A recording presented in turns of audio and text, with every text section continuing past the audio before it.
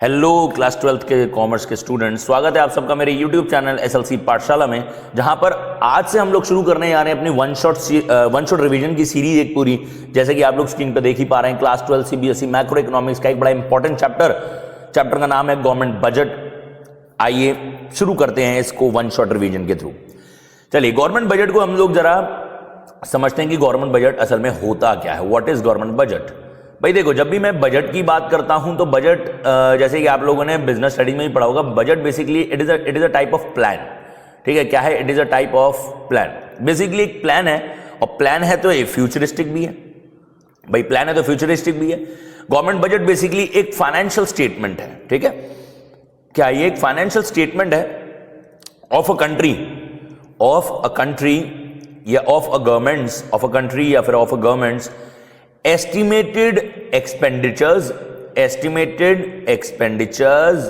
and receipts, estimated expenditures and receipts, यानी कि सरकार के क्या अनुमानित estimated expenditures क्या होंगे और receipts क्या होंगे for the fiscal year.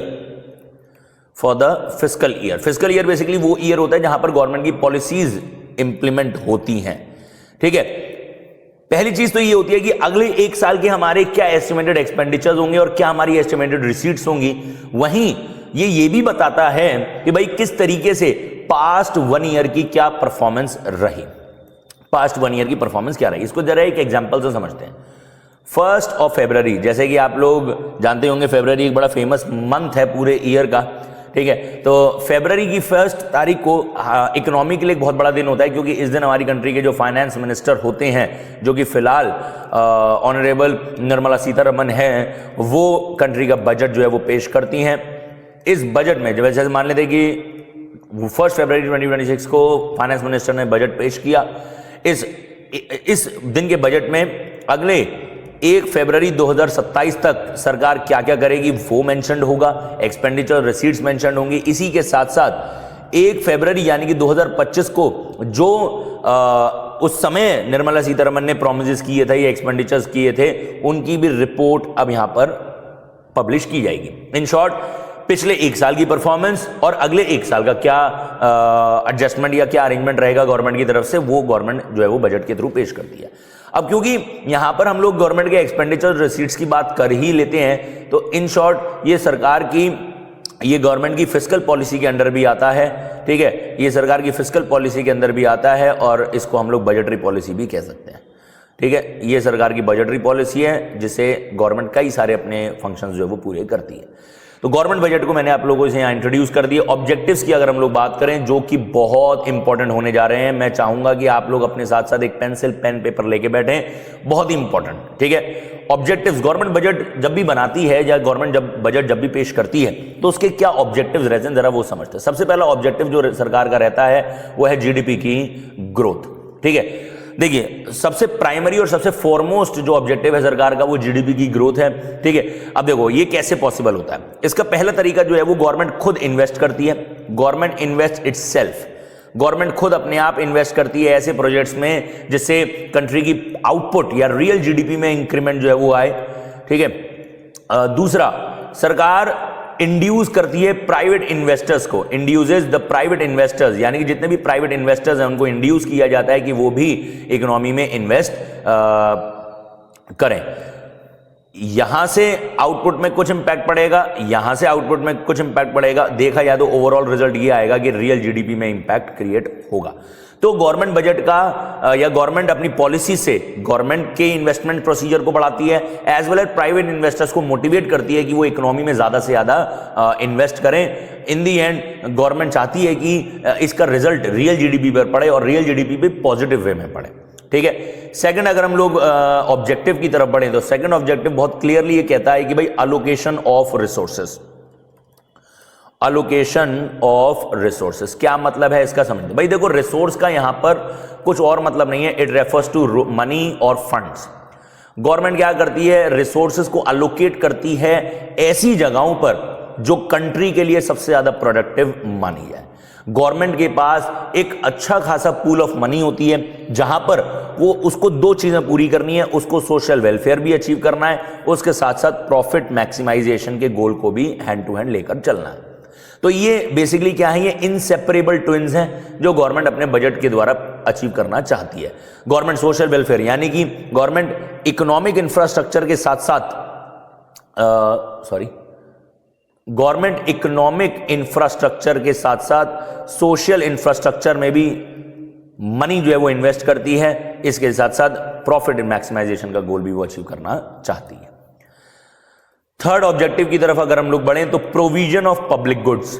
Provision of public goods क्या मतलब है वो समझते हैं। देखिए पब्लिक गुड्स का मतलब क्या होते हैं, goods that are consumed by all, goods that are consumed by the citizens of the country, यानी कि ऐसे गुड्स जिनको कंट्री का हर सिटीजन जो है वो कंज्यूम करेगा। जिसका एक एग्जांपल मैं आपको देता हूं, for example law and order,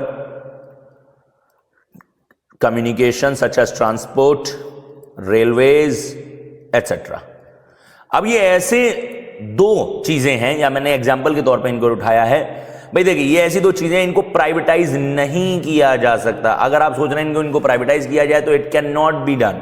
reason, क्योंकि आप लोग जानते हैं कि भाई प्राइवेट सेक्टर अपने प्रॉफिट मैक्सिमाइजेशन को, गोल को प्राइमरी ऑब्जेक्टिव देंगे और वहां पर ये चीजें जो है वो बिगड़ सकती हैं।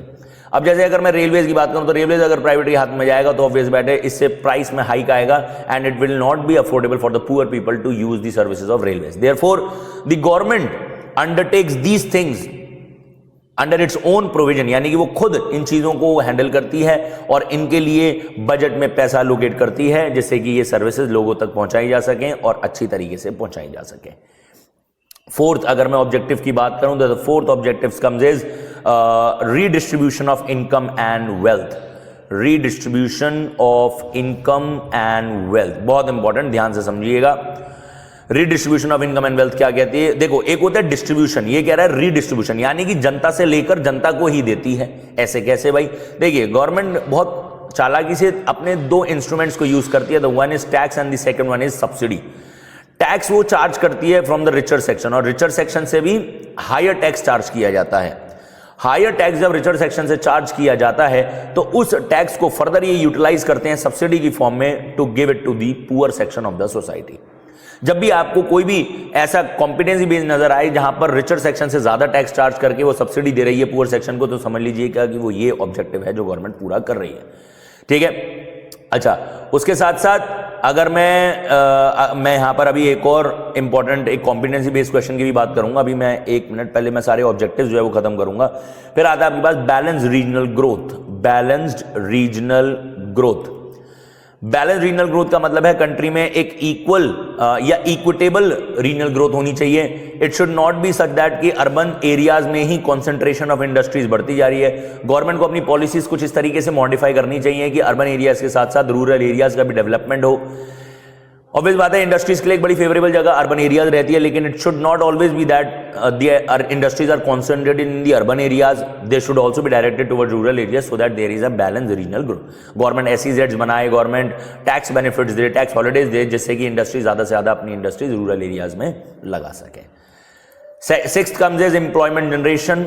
ये बिल्कुल एम्प्लॉयमेंट जनरेशन गवर्नमेंट, मैंने अभी क्या बता देगी, सबसे पहले वाला अगर मैं आपके सामने पॉइंट उठाऊं तो गवर्नमेंट अपनी स्कीम्स के जरिए, प्रोजेक्ट्स के जरिए, अपने एक्सपेंडिचर के जरिए एम्प्लॉयमेंट जनरेट करती है। फॉर एग्जांपल अगर मान लेते हैं कि सरकार ने एक new super highway project launch किया तो उससे अच्छा खासा एम्प्लॉयमेंट जो है वो जनरेट होता है, तो उस हाईवे का जो पैसा एलोकेट किया जाएगा वो बजट में ही किया जाएगा।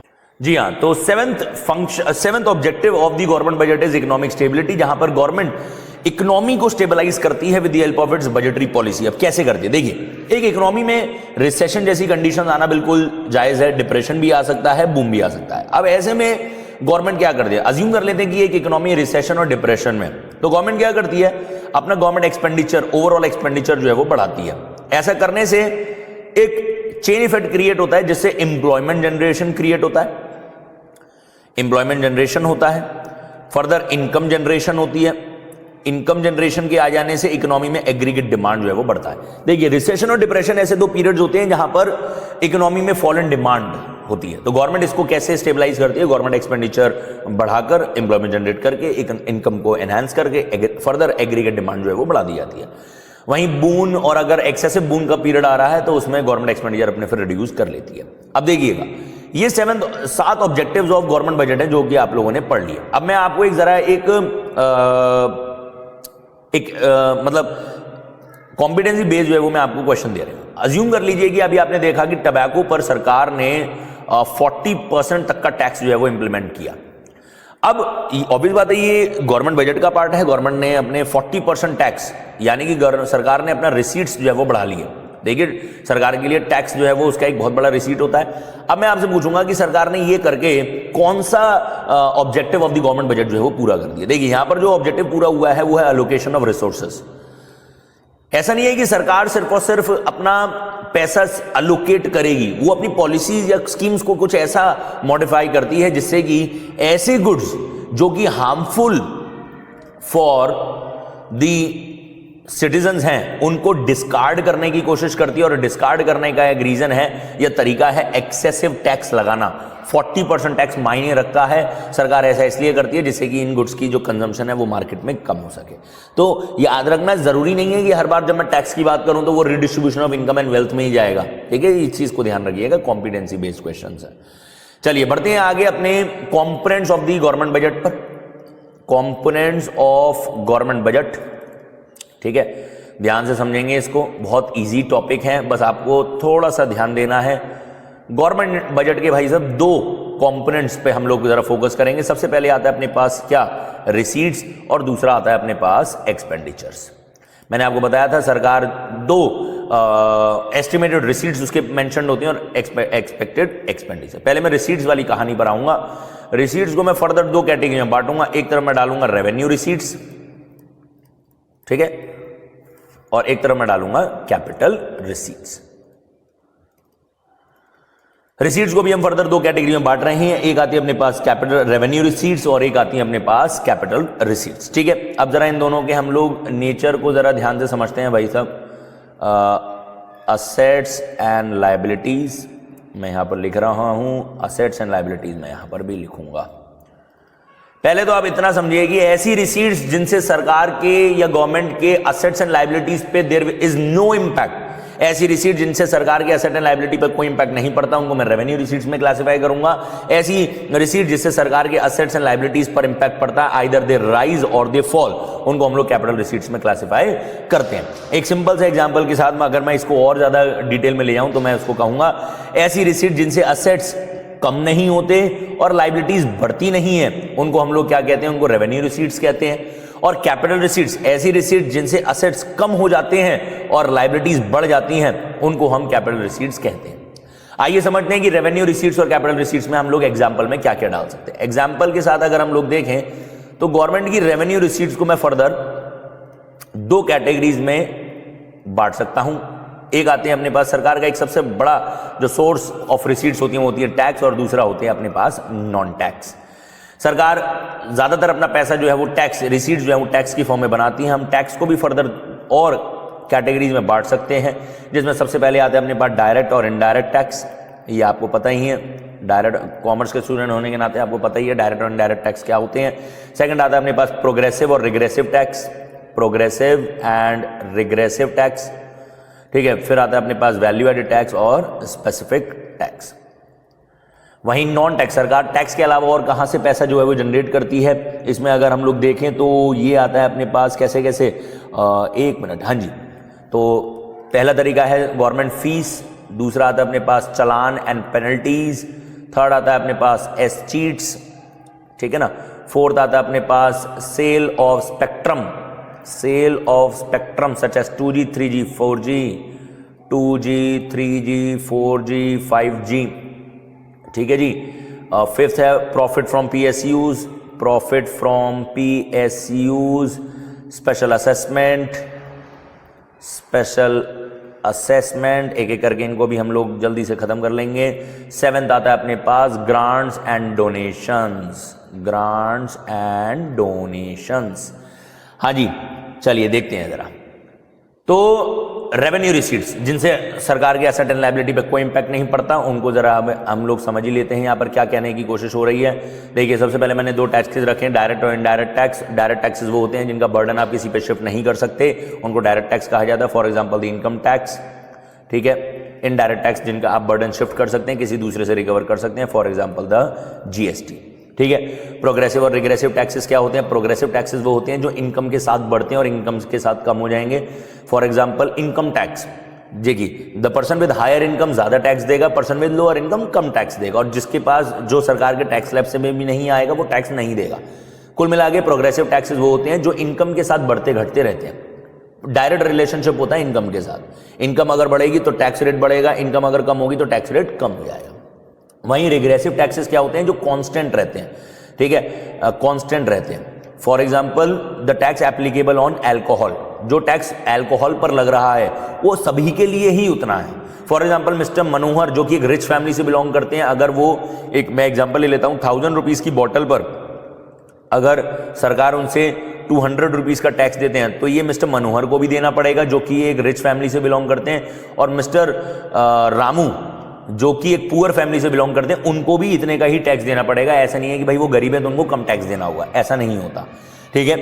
तो प्रोग्रेसिव टैक्सेस जो होते हैं वो प्रोग्रेसिव यानी कि वो पॉजिटिवली बढ़ते हैं या घटते हैं। वहीं रिग्रेसिव टैक्सेस जो होते हैं वो कांस्टेंट इन नेचर होते हैं। प्रोग्रेसिव टैक्सेस का जो बर्डन पड़ता है वो रिचर सेक्शन पे पड़ता है, और रिग्रेसिव टैक्स का जो बर्डन होता है वो पुअर पर पड़ता है। वैल्यू एडिड टैक्स, जो भी ऐसा टैक्स जो वैल्यू एडिशन पर इंप्लीमेंट होता हो। स्पेसिफिक टैक्सेस क्या होते हैं? देखिए, जैसे कि अगर मैं पोस्ट ऑफिस में जाऊं और पोस्ट ऑफिस से मुझे अपना एक पार्सल जो है वो पोस्ट करना है, तो मतलब जो अथॉरिटीज होंगी वो क्या करेंगी? इसका वेट करेंगी। वेट करने के बाद वो मल्टीप्लाई करेंगी जो भी उनका टैक्स रेट है, और मेरे पास एक फिक्स अमाउंट आ जाएगी जो मुझे उनको पे करना होगा। तो स्पेसिफिक टैक्स क्या होता है? जो किसी भी चीज के वेट, साइज, कलर या कैटेगरी से इंप्लीमेंट होता हो। ठीक है।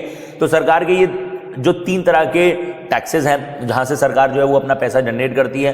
वहीं नॉन टैक्सेस की अगर मैं बात करूं तो सबसे पहले आता है अपने पास ये फीस। अब देखिए, फीस में जैसे हम लोग आधार कार्ड अपडेट कराते हैं, पैन कार्ड बनवाते हैं, अपना ड्राइविंग लाइसेंस बनवाते हैं, तो जो उसमें नॉमिनल फीस जाती है वो सरकार का एक बहुत बड़ा नॉन टैक्स रिसीट होती है। चालान, बेसिकली पेनल्टीज, जितने भी ट्रैफिक वायलेशंस होते हैं उनका चालान जो जाता है वो सरकार को जाता है। एस्टेट्स, बेसिकली ऐसी प्रॉपर्टी या ऐसा पैसा जिसका कोई लीगल एयर नहीं है या कोई वारिस नहीं है, तो ऑटोमेटिकली किसको पहुंच जाती हैं? वो सरकार के पास पहुंच जाती हैं। Sale of spectrum such as 2G, 3G, 4G, 5G, आप जो मोबाइल फोन्स में आज इंटरनेट यूज करते हैं जिसको 2G, 3G, 4G, 5G कहते हैं, तो गवर्नमेंट ने क्या करा है, इसको एक एग्जाम्पल से समझते हैं। गवर्नमेंट ने अपना एक पूरा नेटवर्क बिछाया हुआ है पूरी इंडिया में। ठीक है, इसको मैं ऐसे समझ लेता हूँ। अब ये नेटवर्क क्या है? जितनी भी टेलीकम्युनिकेशन कंपनीज हैं जैसे VI, जियो, एयरटेल, अगर वो अपनी सर्विसेज इन नेटवर्क पर देना चाहती हैं तो उनको सरकार को पैसा देना पड़ेगा, और सरकार फिर उससे पैसा बनाती है। तो सरकार के द्वारा एक एस्टैब्लिश नेटवर्क है जहां पर टेलीकम्युनिकेशन कंपनीज अपनी सर्विसेज ऑफर करती हैं। तो अगर किसी कंपनी को अपनी सर्विस इस पर देनी है, कस्टमर्स को अच्छी सर्विस देनी है, तो वो सरकार को पैसा देते हैं। प्रॉफिट फ्रॉम PSU, जितनी भी सरकारी कंपनियां हैं, फॉर एग्जांपल हिंदुस्तान पेट्रोलियम, गेल, सेल, भेल, जितना भी पैसा आता है वो सरकार के पास पहुंचता है। स्पेशल असेसमेंट, देखिए मैं एक आपको एग्जांपल समझाता हूं। मिस राधा का घर जो है वो ये, ठीक है, ये अपने घर पे अच्छे से रहती हैं अपने मम्मी पापा के साथ। अब इसी दौरान क्या हुआ, सरकार का एक प्रोजेक्ट आया कि भाई सरकार ने इनके घर के ऊपर से अपना एक फ्लाईओवर जो है वो निकालने की बात रखी। सरकार ने मिस राधा को अप्रोच किया और मिस राधा को बोला कि भाई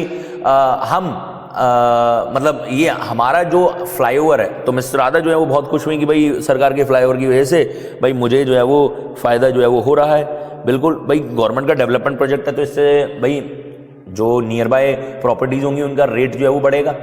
तो गवर्नमेंट ने बोला कि भाई ठीक है।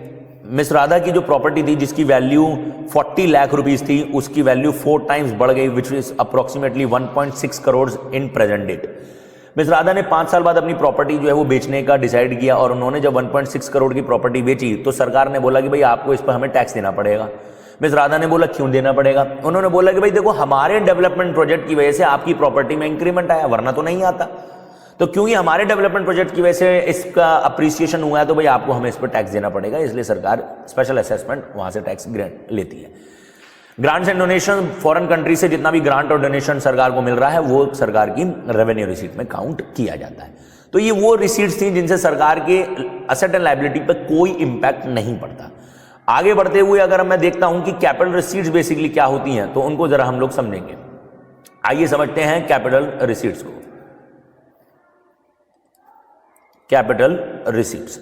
अब कैपिटल रिसीट्स को अगर हम लोग पढ़ें तो मैंने आपको बताया ऐसी रिसीट जिनसे असेट्स गवर्नमेंट के कम हो जाते हैं और सरकार की लायबिलिटीज बढ़ जाती है।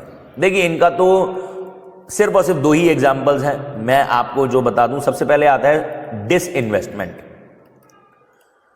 डिसइन्वेस्टमेंट, देखिए डिसइन्वेस्टमेंट एक तरीका है जहां पर सरकार क्या करती है, सेल ऑफ पीएसयूज या sale of any government owned enterprise. सरकार की जब कोई भी ओनर्स ओन्ड करी हुई एंटरप्राइज में जब प्रॉफिट कम होता है तो सरकार क्या करती है, उसको डिसइन्वेस्ट करती है।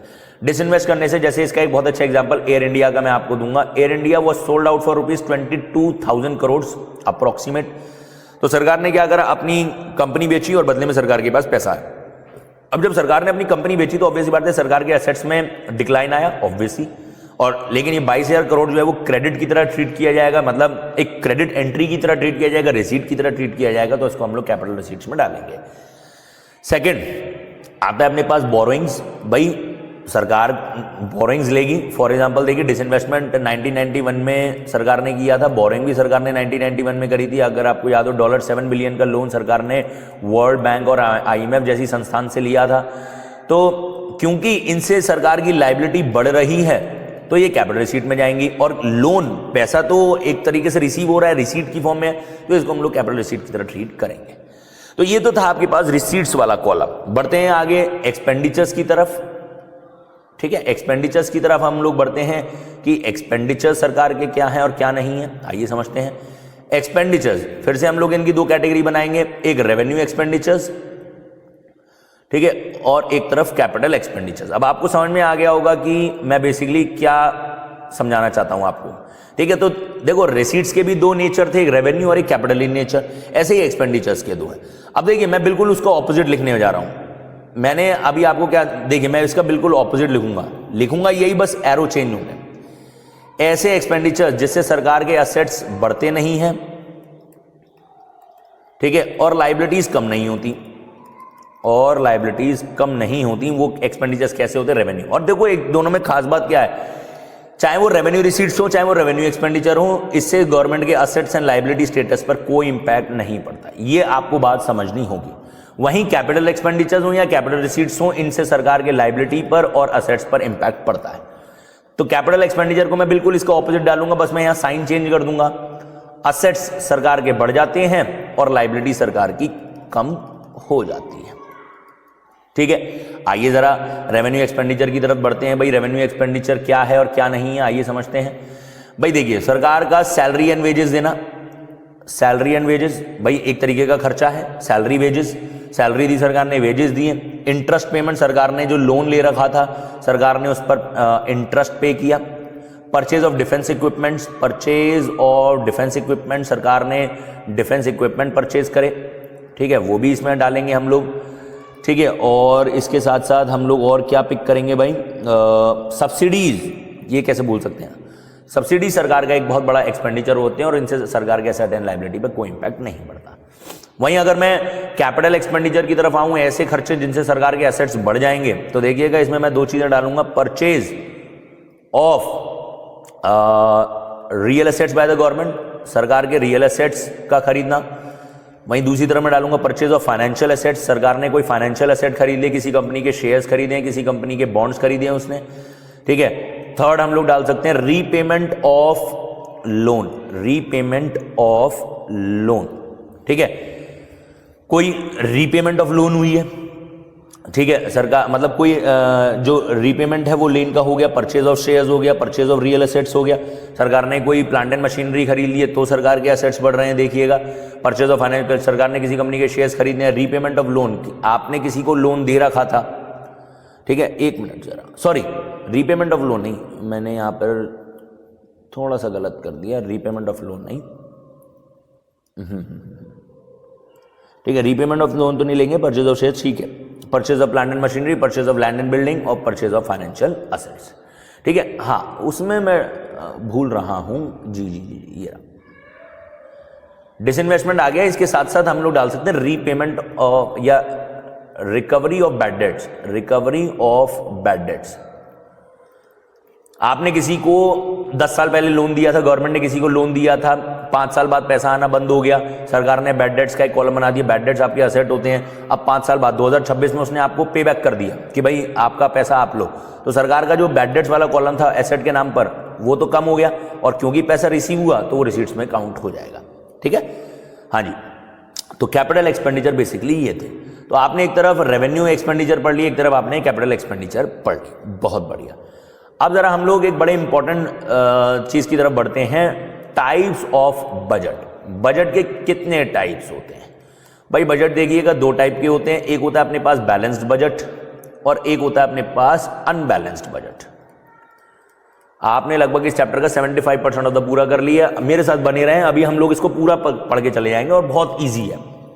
बैलेंस्ड बजट, बैलेंस बजट जिसमें आप लोग समझ में ही पा रहे होंगे कि जहां पर गवर्नमेंट के estimated expenditures are equal to government के रिसीट्स, जहां पर सरकार की जो एक्सपेंडिचर है वो रिसीट्स के बराबर होती हैं।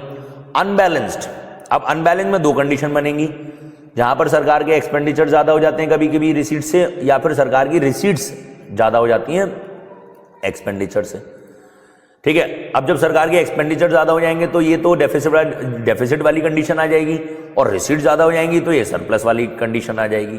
अब देखिएगा हम रहते हैं इंडिया में, इंडिया एक डेवलपिंग इकोनॉमी है, कहा जाता है कि डेवलपिंग या लेस डेवलप्ड कंट्रीज को हमेशा डेफिसिट बजट अपनाना चाहिए, और वो क्यों अपनाना चाहिए उस पर भी हम लोग आएंगे। जब डेफिसिट की बात आ ही गई है यहां पर, तो डेफिसिट को भी हम लोग जरा पढ़ ही लेते हैं। 3 तरह के डेफिसिट्स होते हैं, एक होता है रेवेन्यू डेफिसिट, एक होता है रेवेन्यू डेफिसिट, एक होता है अपने पास fiscal deficit, and the third one is the primary deficit. बहुत ध्यान से समझेंगे इसको, इंपॉर्टेंट कॉन्सेप्ट है ये। 3 तरह के डेफिसिट्स होते हैं टोटल बजट के। रेवेन्यू डेफिसिट को जरा समझते हैं। Revenue deficit is equal to revenue expenditure minus revenue receipts, यानी कि जितना भी रेवेन्यू एक्सपेंडिचर है उसमें से मैं रेवेन्यू रिसीट्स अगर माइनस कर देता हूं तो मेरे पास रेवेन्यू डेफिसिट आ जाता है। Fiscal deficit is equal to total expenditure minus total receipts. अब जरा मैं इसको इलैबोरेट करूंगा, यहां पर मैं एक स्टार बना रहा हूं। टोटल एक्सपेंडिचर को क्या मैं ऐसे लिख सकता हूं, revenue expenditure plus capital expenditure, कोई दिक्कत थोड़ी है। टोटल रिसीट्स को मैं ऐसे लिख सकता हूं, revenue receipts plus capital receipts. लेकिन इसमें एक छोटा सा कैच है, मैं इसमें एक्सक्लूड कर दूंगा बोरोइंग्स। अब बोरोइंग्स किसका पार्ट होती है? बोरोइंग्स होती है कैपिटल रिसीट्स का पार्ट। तो हम इसको क्यों नहीं ले रहे हैं सर? भाई देखो, इसको इसलिए नहीं ले रहे हैं क्योंकि borrowings are not our receipts. ये तो एक बोरोइंग है, ये तो एक लोन की तरह है भाई। मान लेते हैं जिस कंट्री की बोरोइंग ज्यादा होंगी, जब जैसे हमारे बराबर का वो भिखारी नेशन है पाकिस्तान, उसकी बोरोइंग ज्यादा है, चाइना उसका एक साइलेंट हेल्पर है, तो उसका मतलब तो भैया उसका बजट तो हमेशा सरप्लस में रहेगा। लेकिन क्या ये सही है? ये बिल्कुल सही नहीं है। हम लोग बोरिंग्स को एक्सक्लूड नहीं करेंगे, सॉरी बोरिंग्स को एक्सक्लूड करेंगे, यानी कि कैपिटल रिसीट्स में यहां पर हम लोग बोरिंग्स की काउंटिंग नहीं करेंगे। और देखो, आपको मैं एक बहुत छोटा सा फैक्ट और बता देता हूं, हमेशा याद रखिएगा fiscal deficit is equal to borrowings. Fiscal deficit is equal to borrowing. अब कई सारे बच्चे इसको नहीं समझ पाते हैं और कई सारे टीचर्स आपको नहीं बताते हैं। आपको अगर आपके टीचर्स ये बात बता चुके हैं तो समझ लीजिए कि आप एक अच्छे टीचर से पढ़ रहे हैं। फिस्कल डेफिसिट क्यों बोरिंग से बराबर होते हैं? किताबों में बस लिखा हुआ है, लेकिन कोई ये नहीं बता पाता कि ये क्यों है। देखिए, fiscal deficit equal to borrowing इसलिए होता है क्योंकि जितना भी डेफिसिट आया उसको कैसे कॉम्पनसेट किया जाएगा? उसको बोरिंग से ही कॉम्पनसेट किया जाएगा। इन शॉर्ट, मान लेते हैं कि एक इकोनॉमी में 2500 करोड़ का फिस्कल डेफिसिट आ रहा है, तो गवर्नमेंट क्या करेगी? 2500 करोड़ की बोरिंग्स करेगी। तो इन शॉर्ट, बोरिंग्स और फिस्कल डेफिसिट तो इक्वल हो गया ना, इसलिए बोरिंग को एक्सक्लूड कर देते हैं। ठीक है, फिर आता है आपके पास last, that is the primary deficit. अब प्राइमरी डेफिसिट क्या होता है समझिएगा। Primary deficit is equal to fiscal deficit minus interest payments. Interest payment जो कि एक रेवेन्यू एक्सपेंडिचर का पार्ट होता है, उसको हम लोग, लेकिन ये अलग से क्यों कैलकुलेट किया भाई, समझिएगा। मैं आपको एक सिनेरियो क्रिएट करता हूं। मान लेते हैं कि 2010 में कांग्रेस गवर्नमेंट सेंट्रल गवर्नमेंट में थी, कांग्रेस की पार्टी सेंट्रल गवर्नमेंट थी, जिसने उस समय IMF से अज्यूम कर लेते हैं कि 100 करोड़ का लोन लिया। ठीक है, उस पर सरकार हर साल 10 करोड़ का इंटरेस्ट देती है। तो सरकार ने 2010 में दिया, 2011 में दिया, 2012 में दिया, 13 में दिया, 14 में दिया, 15 में दिया, 16 में दिया, 17 में दिया, ऐसे करते करते उसने 10 साल इंटरेस्ट दिया, 10 ईयर्स। 10 ईयर्स इंटू 10 करोड़, यानी कि वो 100 करोड़ का तो ऑटोमेटिकली इंटरेस्ट दे चुकी है और प्रिंसिपल अमाउंट का कोई अभी तक कोई लेना देना अभी नहीं है। अब भाई जब 2015 में या सॉरी 2000 अज्यूम कर लें 2021 में जब बीजेपी गवर्नमेंट आई पावर में, तो उसने बोला कि भाई देखिए असल में ये जो डेफिसिट आ रहा है हमारी वजह से नहीं है हम हर साल 10 करोड़ का इंटरेस्ट देते हैं और ये वो इंटरेस्ट है जो कांग्रेस पार्टी ने 2010 में लिया था। तो अब हम ये लोग कैसे कैलकुलेट करें? तो कई सारे इकोनॉमिस्ट ने ये सजेस्ट किया कि एक अलग से हम प्राइमरी डेफिसिट जो है वो कैलकुलेट करेंगे, जिसमें फिस्कल डेफिसिट यानी कि जो भी डेफिसिट आया उसमें से इंटरेस्ट पेमेंट माइनस किया जाएगा, कि भाई जो पिछले साल के बोरिंग्स पर आप लोग इंटरेस्ट दे रहे हो उसको माइनस करो और उसको कैलकुलेट करेंगे तो उसको प्राइमरी डेफिसिट कहा जाता है। तो अगर आप एक कंट्री का रियल डेफिसिट अगर आपको पता लगाना है तो वो प्राइमरी डेफिसिट है। ये न्यूमेरिकली मैं आपको इसलिए समझा रहा हूं क्योंकि पेपर में आपसे ऐसे ही पूछे जाएंगे। आपको ध्यान रखिएगा, रेवेन्यू आपको रेवेन्यू एक्सपेंडिचर्स पता हूं क्या क्या होते हैं, रेवेन्यू रिसीट्स पता हूं क्योंकि आपको ये अलग से दे रखे होंगे तो वो आपको माइनस प्लस करके आंसर देना होगा। अब डेफिसिट बजट ज्यादा बेहतर है या सरप्लस बजट ज्यादा बेहतर है, उसको समझने के लिए ना हम लोग जरा इकोनॉमी की 2 साइकिल समझ लेते हैं, इन्फ्लेशन और डिफ्लेशन। मान लेते हैं कि इकोनॉमी में बहुत ज्यादा डिफ्लेशन, इकोनॉमी रिसेशन पीरियड में जा चुकी है, इकोनॉमी में बहुत ज्यादा मतलब लेस एडी हो गया है। तो गवर्नमेंट ने क्या करा, उसने अपना गवर्नमेंट एक्सपेंडिचर बढ़ाया। गवर्नमेंट एक्सपेंडिचर आपको पता ही है, गवर्नमेंट एक्सपेंडिचर बढ़ाएगी तो मैंने आपको एक चेन इफेक्ट ऊपर समझाया, एम्प्लॉयमेंट जनरेट होगा, इनकम जनरेट होगी, फर्दर एग्रीगेट डिमांड में एनहांसमेंट आएगा। तो भाई देखो डिफ्लेशन के समय पे डेफिसिट बजट बनाना बिल्कुल सही होता है और सरप्लस बजट वहां बनाया जाता है जब इकोनॉमी में बहुत ज्यादा इन्फ्लेशन होता है। इन्फ्लेशन का मतलब है इकोनॉमी में बहुत ज्यादा डिमांड हो रही है तो सरकार क्या करती है, हैवी टैक्स लगाकर अपने रिसीट्स बढ़ाती है और जब सरकार रिसीट्स बढ़ाएगी तो फर्दर सरप्लस बजट बनेगा। मैंने यहाँ सरप्लस डेफिसिट लिख दिया, तुमने भी ध्यान नहीं दिलाया, ठीक है, सरप्लस बजट बनाएगी। अच्छा, दूसरी चीज तो सर क्या बैलेंस बजट नहीं बनाना चाहिए क्या, हमेशा अनबैलेंस बजट बनाना चाहिए? बैलेंस बजट इसलिए नहीं बनाना चाहिए, वैसे तो ठीक है, मतलब बैलेंस बजट एक शो करता है कि आप एक फाइनेंशियल डिसिप्लिन अपना रहे हैं, यानी कि आपके खर्चे आपकी आमदनी के अकॉर्डिंग है, ये तो बहुत अच्छी बात है। लेकिन ऐसे में ना एक चीज है, जैसे अनप्लान्ड एक्सपेंडिचर्स का क्या होगा। फॉर एग्जाम्पल मान लेते कि बाढ़ आ गई, अब बाढ़ के लिए भैया पैसा कहां से लाया जाए? अब बाढ़ नेचुरल डिजास्टर्स तो अनप्लान्ड है, तो अनप्लान्ड एक्सपेंडिचर्स के लिए हमें बैलेंस बजट जो है वो बनाने मतलब बैलेंस बजट बनाना बिल्कुल भी सही नहीं होता। आई होप आपको ये चैप्टर जो है वो समझ में आया होगा। 1 शॉर्ट रिवीजन मैंने आप लोगों को दिया। देखिए कॉन्सेप्ट बहुत ईजी है, बस आपका एप्लीकेशन अच्छा होना चाहिए, ठीक है। मिलते हैं आप लोगों से next part of the video में।